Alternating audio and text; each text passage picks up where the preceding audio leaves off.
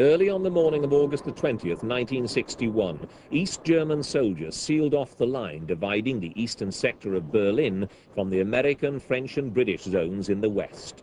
Building materials were brought out of nearby warehouses, and the notorious Berlin Wall began to take shape, to the great mystification of those on both sides who were soon to be out of sight of each other.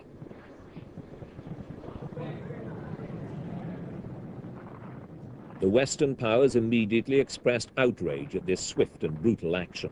The American Secretary of State, Dean Rusk, described the wall as a flagrant violation of the right of free circulation throughout the city, in direct contravention of the four-power agreement reached in Paris in 1949.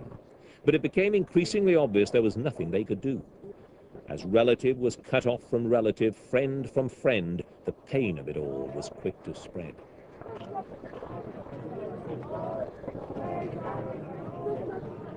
But none of this made a dent in the East German government's resolve to go ahead with the wall. They decided to build it to prevent the growing numbers of East Germans from voting with their feet. In other words, fleeing to the west to seek a new life away from the restrictions and disciplines of the communist regime.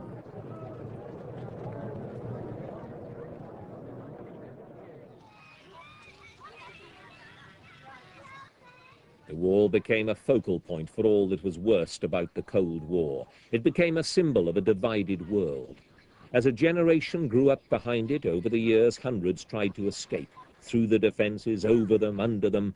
The mayor of West Berlin, Willy Brandt, called on the East Berliners to be patient. You cannot be held slaves forever, he told them.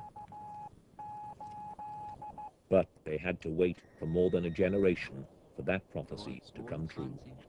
Die Lage in diesem Abschnitt an der Sektorgrenze ist unverändert.